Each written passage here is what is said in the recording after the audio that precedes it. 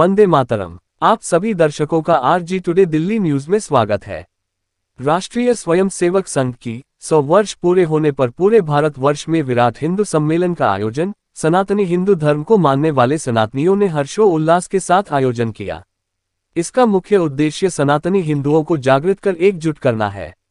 वहीं आज समाज सेवक चिरंजीव मल्होत्रा ने केशवकुंज बस्ती करोलबाग स्थित जोशी रोड दिल्ली में विराट हिंदू सम्मेलन का आयोजन 9 फरवरी को सनातनी संत समाज को आमंत्रित कर विशाल आयोजन किया। सभी आए गणमान्य संत समाज ने अपनी अपनी विचारधारा से सनातनी धर्म और राष्ट्रीय स्वयंसेवक संघ की विचारधारा के बारे में प्रकट की। वहीं छोटे छोटे बच्चों ने वंदे मातरम, झांसी की रानी, राष्ट्रभक्ति गानों पर शानदार अभिनय करते हुए अपनी शानदार प्रस्तुति देकर आए हुए गणमान्यों के दिलों को गदगद किया। राजस्थान से आए मधुर स्वर लहरी गायक महावीर ने अपने मधुर स्वर से लोगों के दिलों को जीता। तालियों की गड़गड़ाहट से पूरा केशवकुंज बस्ती करोलबाग गूंज उठा। सनातनी अधिक से अधिक संख्याओं में पहुंचकर महिलाओं ने भव्य कलश शोभा यात्रा निकाली। तो आइए आपको ले चलते हैं केशवकुंज बस्ती करोलबाग भव्य विराट हिंदू सम्मेलन में।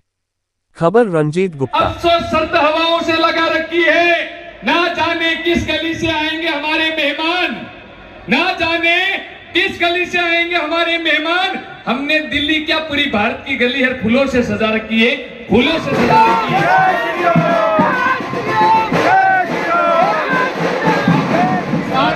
सम्मेलन आप सभी का हार्दिक अभिनंदन। आपके द्वारा आयोजित आपके कार्यक्रम में आप सभी का हार्दिक स्वागत करता हूं। हमारे केशवकुंज बस्ती आयोजन समिति के अध्यक्ष श्री चिरंजीव मल्होत्रा जी के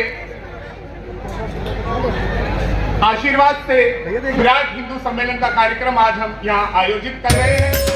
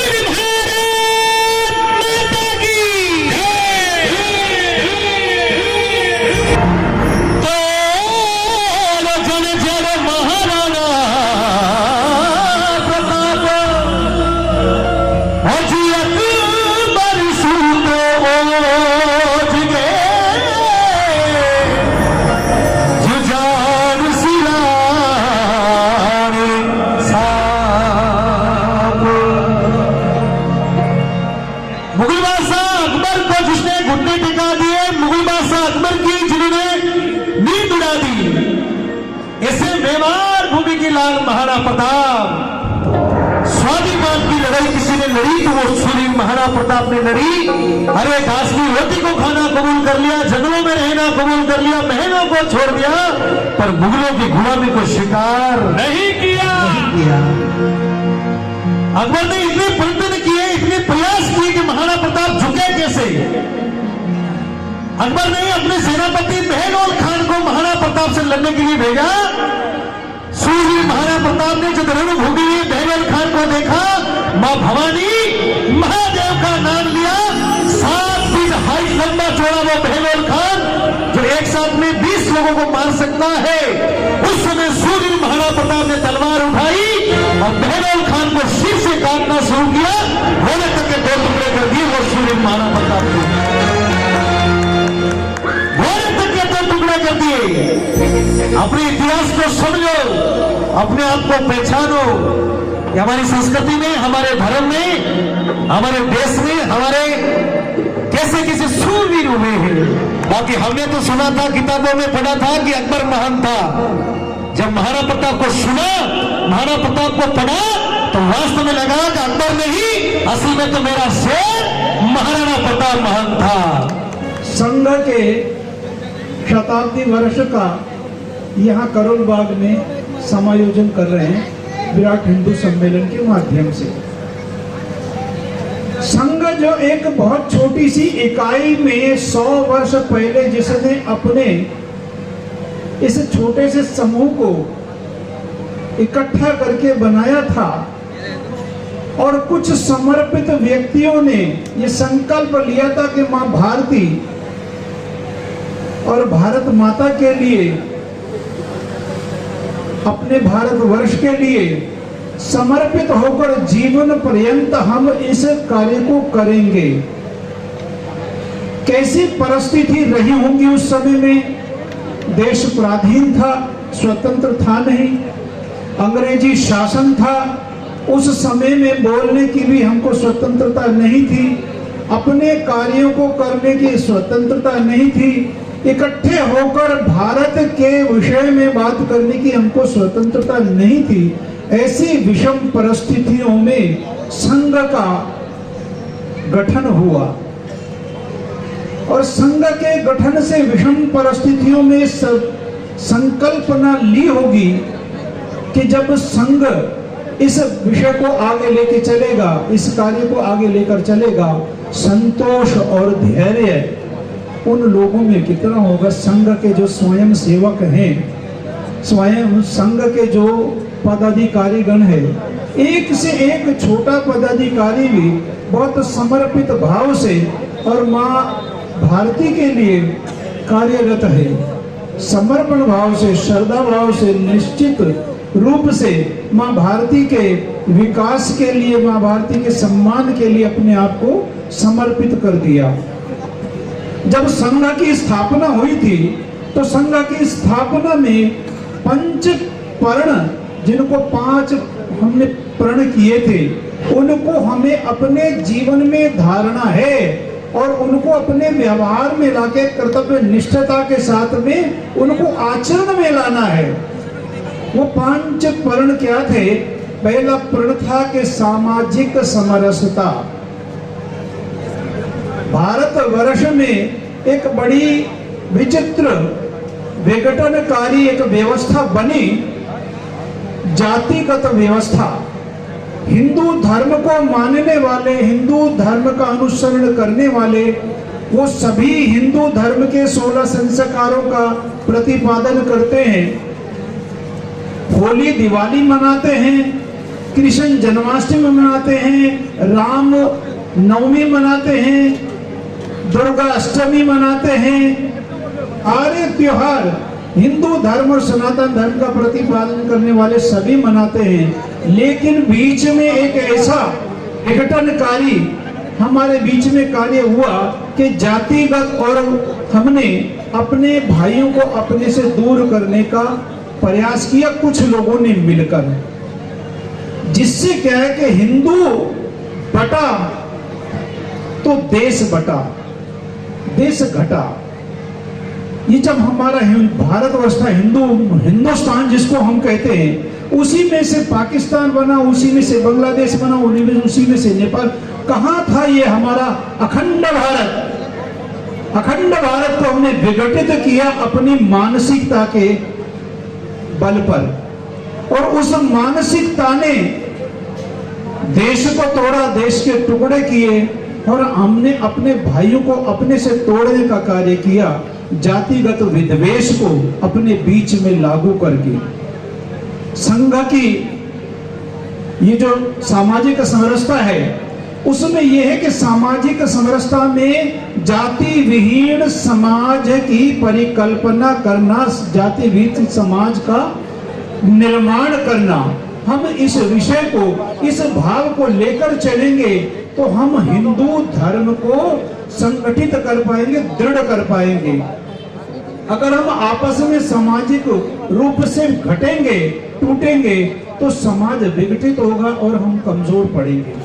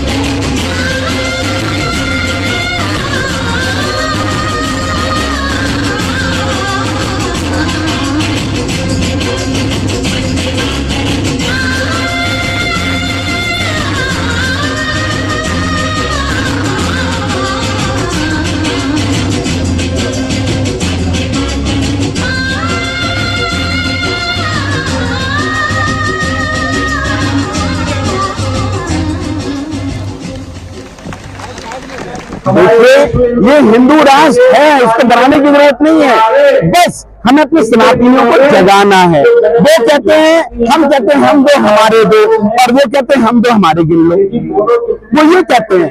तो हमारी हर माता और बहन को समझना होगा, हमें 4 बच्चे करने पड़ेंगे इस भारत को सनातन हिंदू राष्ट्र बनाना है। तो वरना देवियों सज्जनों, बहुत जल्दी वो दिन आने वाला है। ये याद रखो, जिस देश की संख्या ज्यादा होती है उस देश का प्रधानमंत्री उसी के समुदाय का होता है। अगर ये हिंदू नहीं जागे तो आने वाले 15 साल बाद यहाँ टोपी वाला प्रधानमंत्री होगा, और ये तिलक गले में माला हम सब लगाना छोड़ दें, हम भी आदाब करना शुरू कर देंगे। लेकिन जब तक इन सांसों मेरे शरीर में प्राण है, ये ऐसा होने नहीं देंगे, नहीं होने।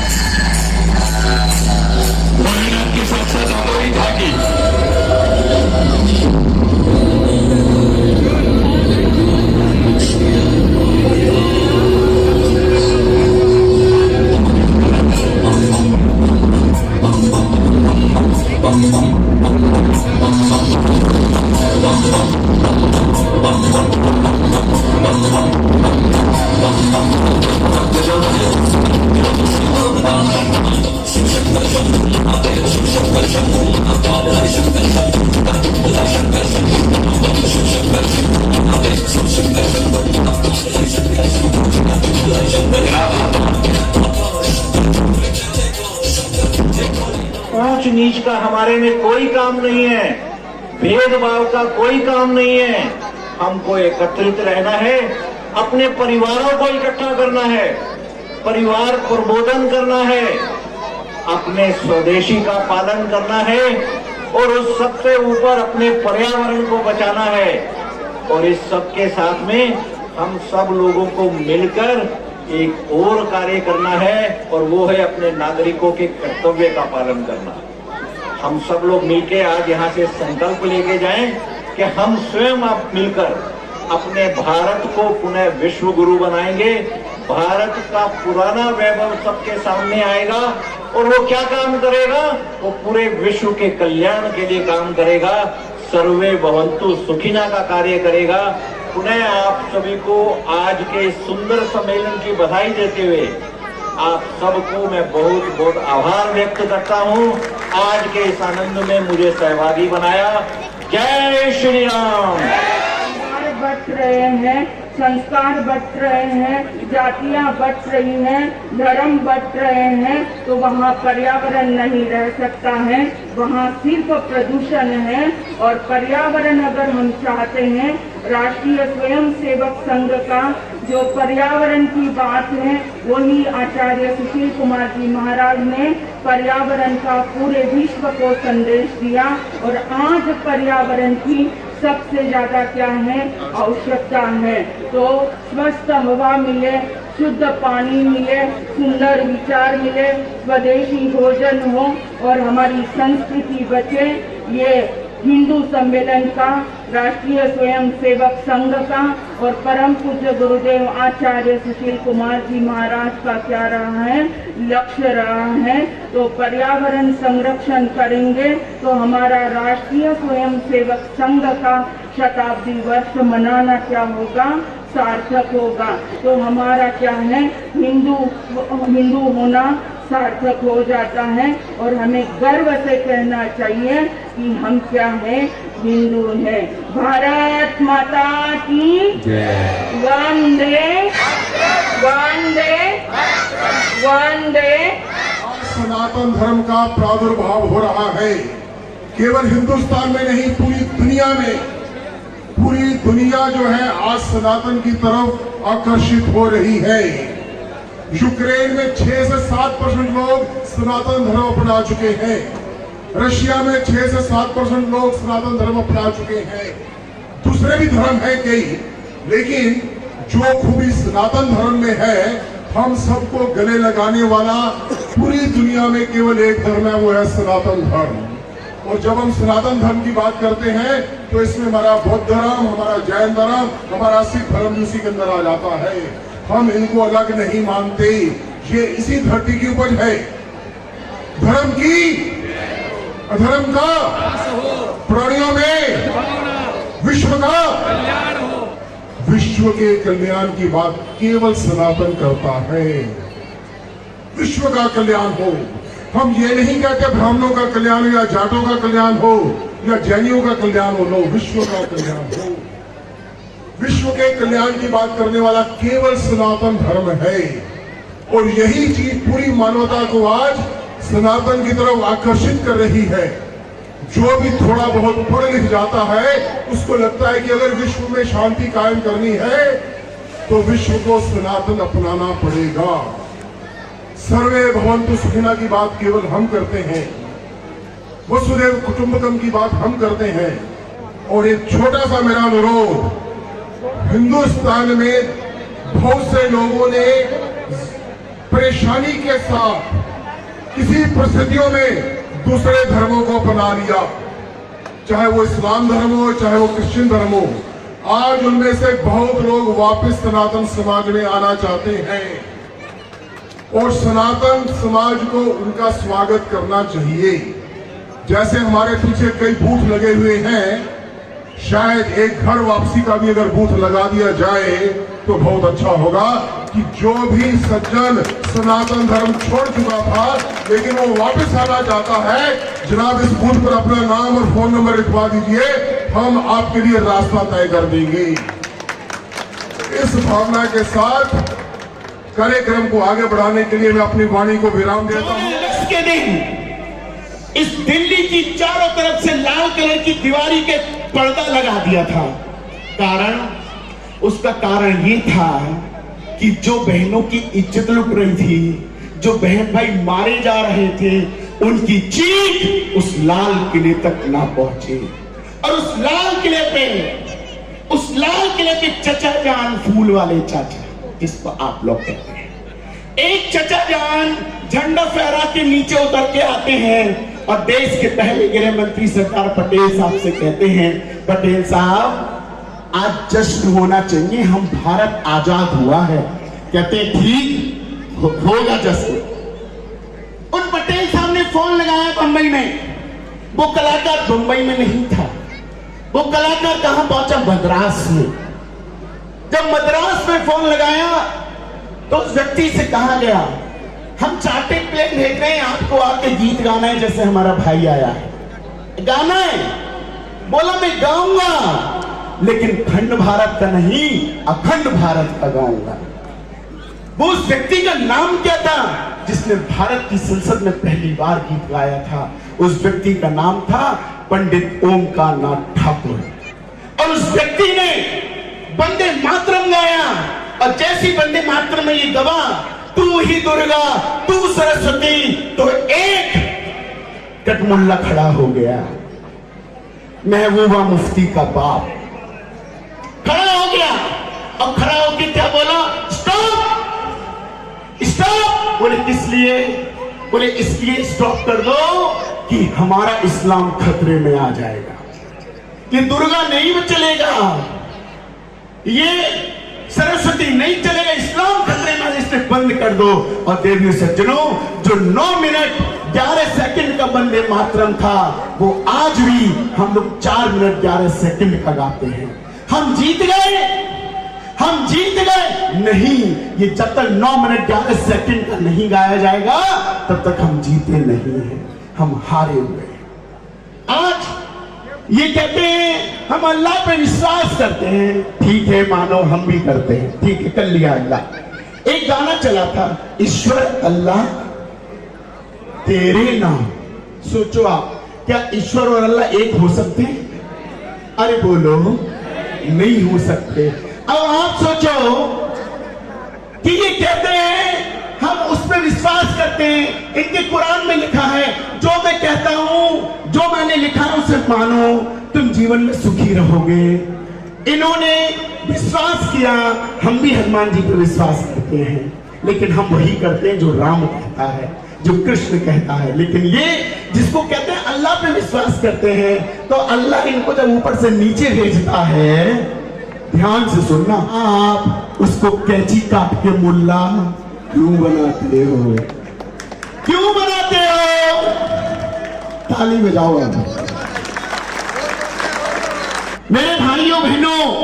फिर आप इनको क्यों मुल्ला बनाते हो, अल्लाह पे क्यों बिलीव नहीं कर रहे, क्यों विश्वास नहीं कर रहे। लेकिन एक बात मेरी सुन लो, उसमें गलती तुम्हारी है, इनकी कोई गलती नहीं है। कारण अगर तुम कैची ना बनाते तो ये कभी मुल्ले ना बनते।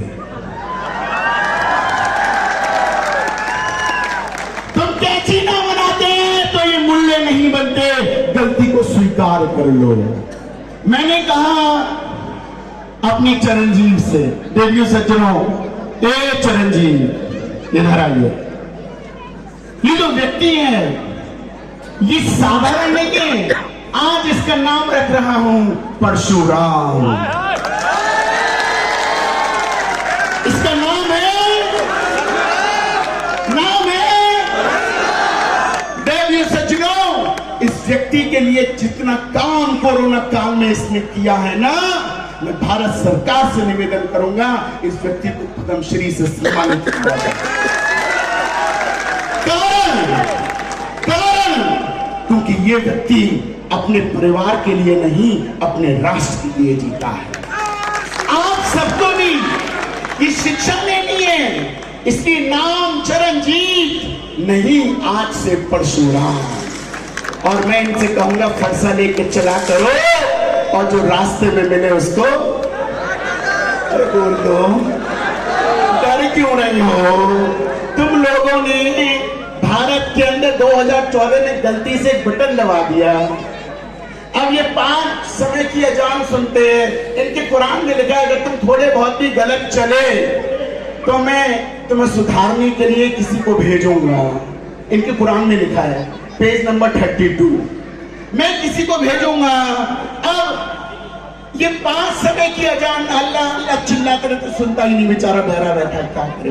लेकिन एक की सुन ली जो हम लोग घंटी बजाते हैं। देखिए, ये हिंदू विराट सम्मेलन पूरे देश भर में हो रहे और ये पावन पर्व है हिंदू एकता की, समरसता का। और आप देख सकते हैं हमारी केशव कुंज बस्ती है, ये केशव कुंज बस्ती का कार्यक्रम किया गया जिसके अंदर हमने भजन, बच्चों के लिए किताबों की पुस्तकें, जो हम कर सकते हैं समाज को एकत्रित करने के लिए हमने किया। देखिए, संत समाज तो हमेशा से आशीर्वाद देता है और जो आज के कुछ युवा भटक रहे हैं और उतनी तेज़ी से ही एक अलग जग रही है हिंदुत्व की दोबारा, मैं ये संदेश दूंगा, नशा मुक्ति से दूर रहें, नशे से दूर रहें, मातृभूमि की रक्षा के लिए आगे आए, क्योंकि आगे बहुत बड़ा संग्राम होने वाला है। आप देख सकते हैं जिस तरह देश के हालात है, जगह जगह आए दिन घटनाएं देखने को मिलती हैं, पथराव होता है शोभा यात्राओं पे, कभी कुछ। तो आप संगठित रहेंगे, युवा संगठित रहेगा, समर्पित रहेगा, तो अपने देश के लिए, समाज के लिए और अपने परिवार के लिए वो रहेगा अग्रसर। जो सपना लोग देख रहे हैं कि दोबारा से भारत जो है राम राज्य बने और हिंदू राष्ट्र बने, क्या कहेंगे इस अवसर पर? देखिए, भारत तो राम राज्य था, राम राज्य है, राम राज्य रहेगा। ये हमारे आप जैसे 60-70 साल जीने वाले आदमी इस पर कोई टिप्पणी नहीं कर सकते। आरजी टुडे दिल्ली न्यूज जो दिखाती है आपके क्षेत्र से संसद तक की खबरें, सच्ची खबरें देखने के लिए सब्सक्राइब करें।